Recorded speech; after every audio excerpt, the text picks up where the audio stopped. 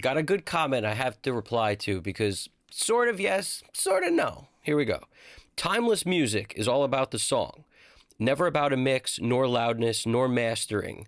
Nobody listens to a song and says, wow, what a great mix. Only engineers do. So let's talk about that for a sec. This is a liked comment, so, a lot of people feel this way. Sort of, yes, sort of, not so much. Let me explain. Picture a beautiful model, a 10, behind a piece of glass. Now, if that glass is muddy, distorted, cracked, blurred out, messed up, you can no longer see the 10 behind the glass. Now, if we're talking about timeless music, we mean a song that's great is a song that's great. I said this in my last video also, and I said it's a song that's great. Doesn't matter if you have bad converters. Doesn't matter if you have a microphone that ain't the best. It doesn't matter if the mix isn't as great. It doesn't matter if the mastering is great. And that's all very true if your song is an amazing song.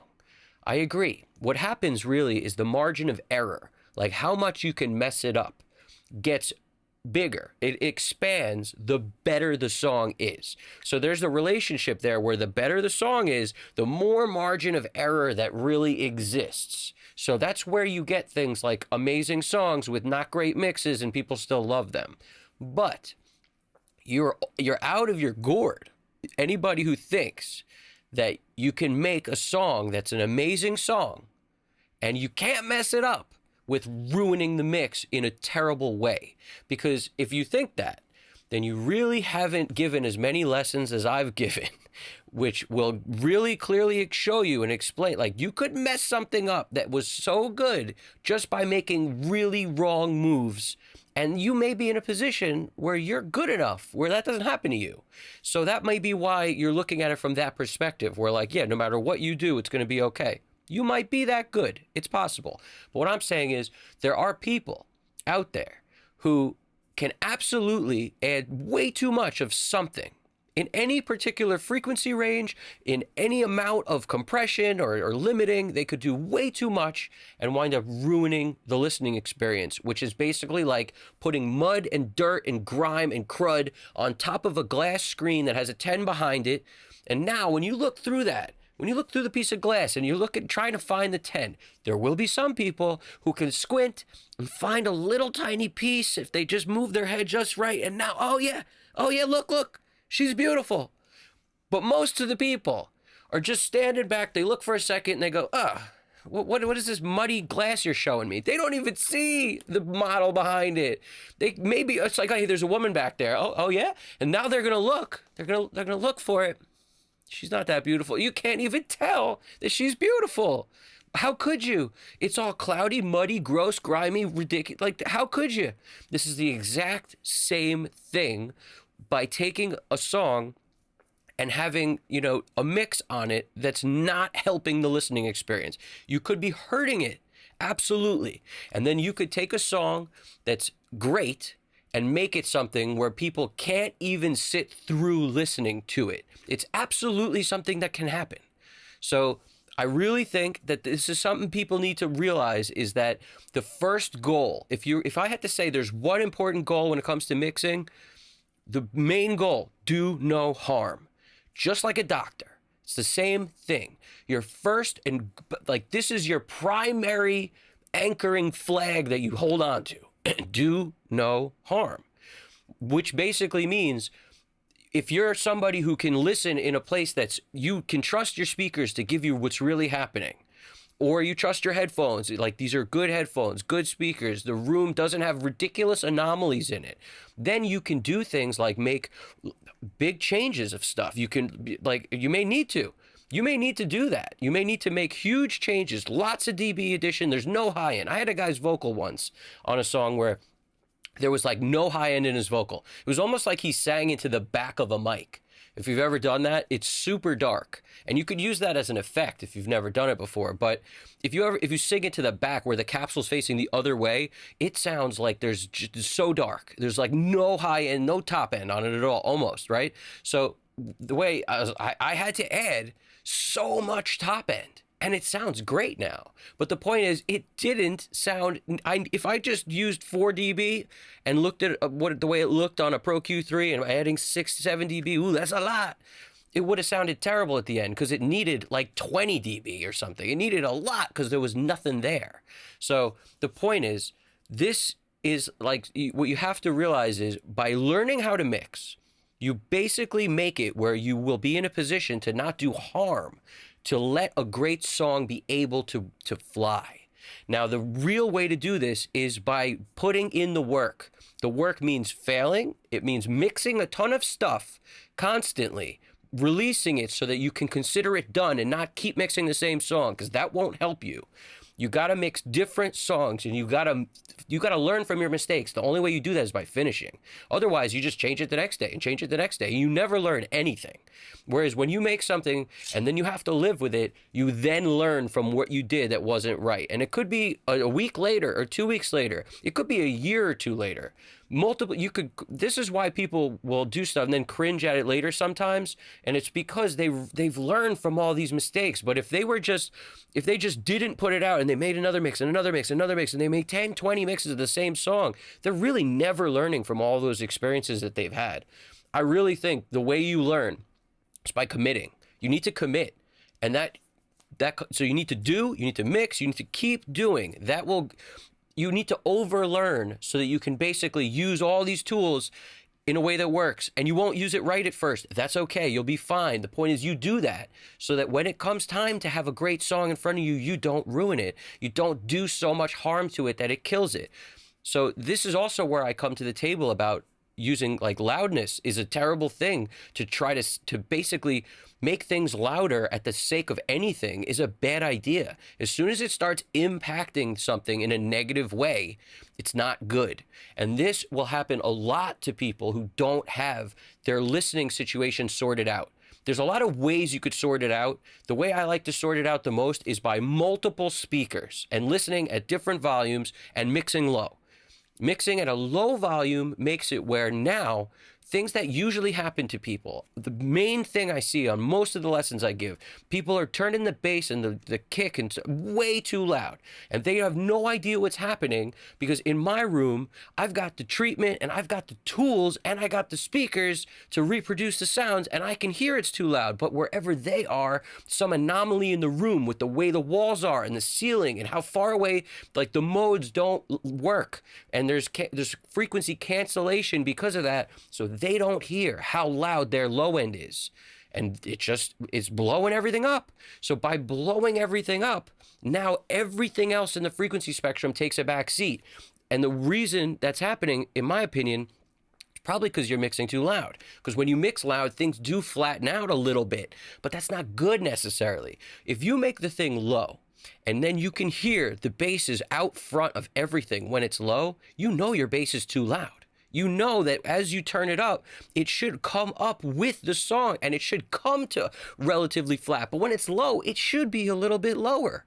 It should be. So you learn to listen low. This helps me so much. And it's not the same for everyone. But what I'm saying is, for me, the way my ears work, I like mixing low. It helps.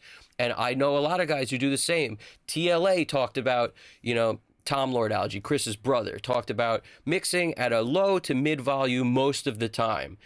A lot of people mention this stuff. Andy Wallace is another one. So many people are doing this. And Chris Lord Alge, he does the same thing. When he's riding vocals and stuff, he's doing it where he can hear things in the room happening. And he's telling people to be quiet. That's what people do a lot.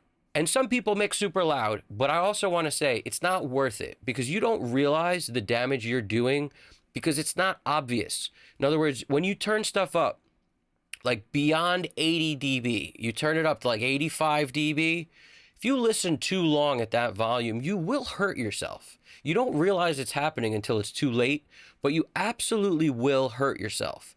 I'll go into a video on that another time. I don't want to make this too long, but the point is, I have to say, mixing low has always helped me, so I want to just impart that. Also, this do no harm concept really gets, people don't always hear how much compression they're adding, how much limiting they're adding, how much clipping is what they're doing with it and why it's hurting what they're doing.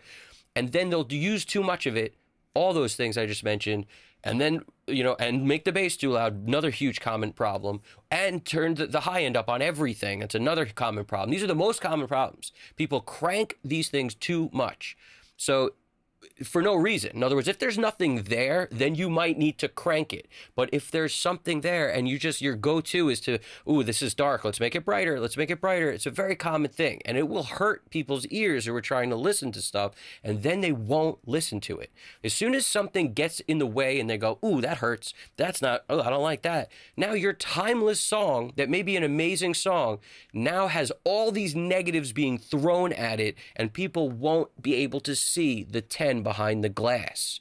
They will now get hurt by what you're feeding them.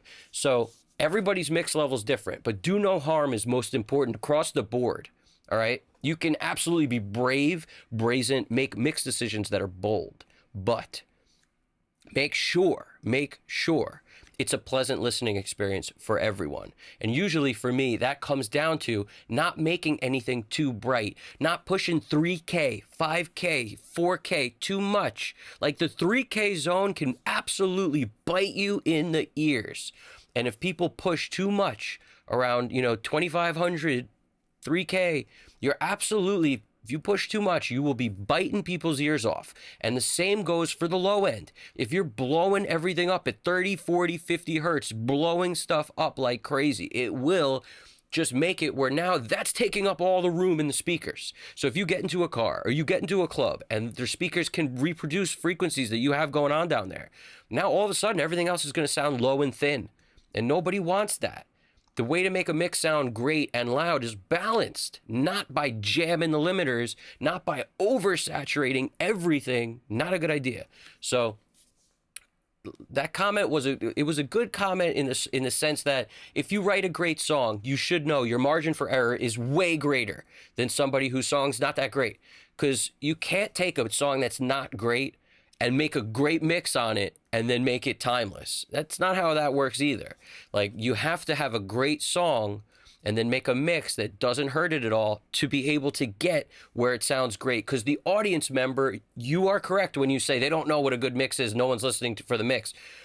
It's all one thing to them. The song, the mix, the way it was recorded, combine into a conglomeration of what is going on when I hear this song, and a feeling. It all turns into a feeling. They say great, or they say, ooh, this sucks. It's just, that's what it breaks down to. And if you can make a mix that's not destructive by sacrificing dynamic range completely to get loudness, for example, or by turning anything up that hurts the ears, if you can make a mix that doesn't do that, you'll capture their feelings. And you'll make it where they can listen to it and really appreciate the song. They'll be able to hear it. But you can absolutely clutter it up and destroy the whole listening experience if you're basically making decisions that come from a place of, I don't know why I'm doing it, but I'm doing it. You need to know why you're doing it. And this comes from the practice. All right? Reminds me of something from My Cousin Vinny. My Cousin Vinny, there was a great scene where they identify, this one of the witnesses identifies these guys, and Vinny's in there, he's going, wait, how far away were you?